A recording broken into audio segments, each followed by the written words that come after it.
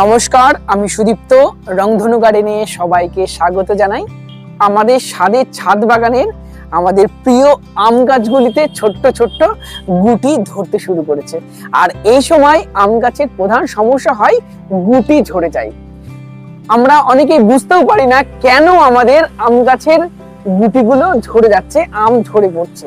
এর মূলত 5টি কারণ আছে যার জন্য আমাদের এই আমের গুটিগুলো ঝরতে শুরু করেছে। তো চলুন আমরা সেই আমের গুটি ঝরার কারণ এবং কিভাবে আমরা তার প্রতিকার করব, এই সমস্ত বিষয়গুলো নিয়ে আজকের ভিডিওতে আলোচনা করব। প্রথমেই আমরা বলবো যে কারণে আমাদের আমের গুটিগুলো সব থেকে বেশি ঝরে যায়, সেটা অনিয়মিত জল দিয়ে ফেলি আমরা। আস্তে আস্তে গরম বাড়ছে আর আম গাছগুলির কিন্তু জলের চাহিদাও ধীরে ধীরে বাড়ছে। তাই এর আগে আপনি যা জল দিচ্ছিলেন তার থেকে বেশি জল দিতে হবে। অনেক সময় অল্প জল দেওয়ার কারণেও কিন্তু আমের গুটিগুলো ঝরে যেতে পারে। তাই অল্প জল দেওয়া যাবে না, আবার দর্শক বন্ধুরা বেশি জলও দেওয়া যাবে না। কিন্তু সব সময় যদি মাটি কাদা কাদা থাকে তাহলেও কিন্তু আমের গুটি ঝরে যেতে পারে। তাই আপনারা পরিমাণ মতো জল দেবেন। যখন মাটিতে হালকা হালকা রস থাকবে তখনই আপনারা আম গাছের গোড়ায় জল দেবেন। দ্বিতীয় যে কারণটির ফলে আমাদের আমের গুটিগুলো ঝরে যেতে থাকে সেটা ফাঙ্গাস অ্যাটাক। এই আমের ছোট্ট ছোট্ট গুটিগুলো দেখবেন ব্রাউন হয়ে কালো হয়ে ঝরে পড়ে।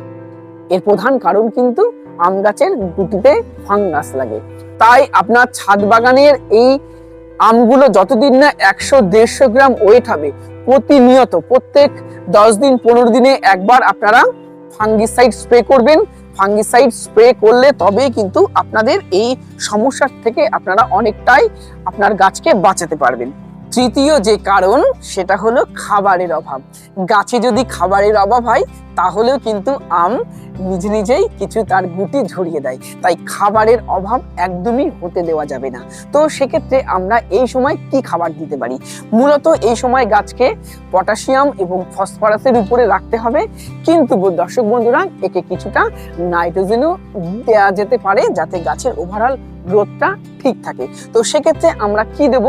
আমরা গাছের গোড়ায় দেব ভার্মি কম্পোস্ট, যেখানে নাইট্রোজেন থাকবে, কিছুটা ফসফরাস এবং কিছুটা পটাশিয়াম থাকবে। এর সাথে দেব হাড়ের গুঁড়ো, যেটা আমার ফসফরাস এবং ক্যালসিয়ামের সোর্স, এবং সাথে দেব কিছুটা আমরা ফসফরাস এবং পটাশিয়াম। তো সেক্ষেত্রে আপনারা সুপার ফসফেট দিতে পারেন 1/2 চামচ, আর 1/2 চামচ দিতে পারেন পটাশ। তো এই সারগুলো আপনারা গাছের গোড়ায় দিতে পারেন। আর যদি ফোলিয়ার স্প্রে করতে চান তাহলে 05234 এই সারটাও দিতে পারেন। আর অবশ্যই এই সময় গাছে মাইক্রোনিউট্রিয়েন্ট স্প্রে করতে হবে। তো সেক্ষেত্রে আপনারা বোরন, জিঙ্ক আছে এরকম কোনো মাইক্রোনিউট্রিয়েন্ট অবশ্যই গাছে স্প্রে করুন, তাহলে দেখবেন গাছটি ভালো থাকবে এবং আপনার গুটি কম ঝরবে। আর এই সময় গাছে অবশ্যই একটি পিজিআর আপনাদের স্প্রে করতে হবে। পিজিআর স্প্রে করলে গাছের গুটি ঝরা অনেকাংশ কম করা যেতে পারে। সেক্ষেত্রে আপনারা প্লানোফিক্স নামে এই পিজিআরটি গাছে স্প্রে করতে পারেন, কম ঝরছে।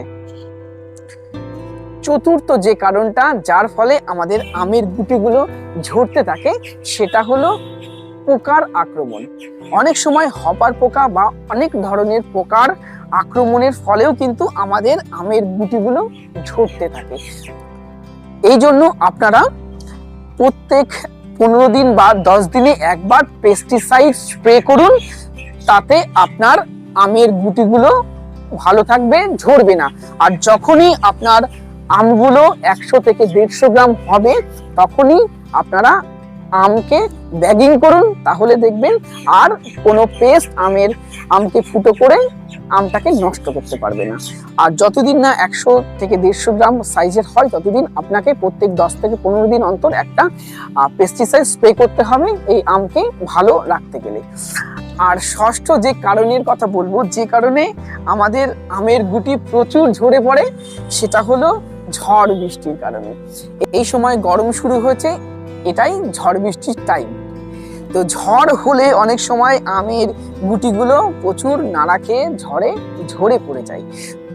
তো সেক্ষেত্রে তো আমাদের এক্সট্রা কিছু করার থাকে না, তবে কয়েকটি প্রিকশন যদি আগে থেকে নিয়ে রাখেন তাহলে হয়তো এই সমস্যা থেকেও আপনারা আপনার আম গাছ থেকে বাঁচাতে পারেন।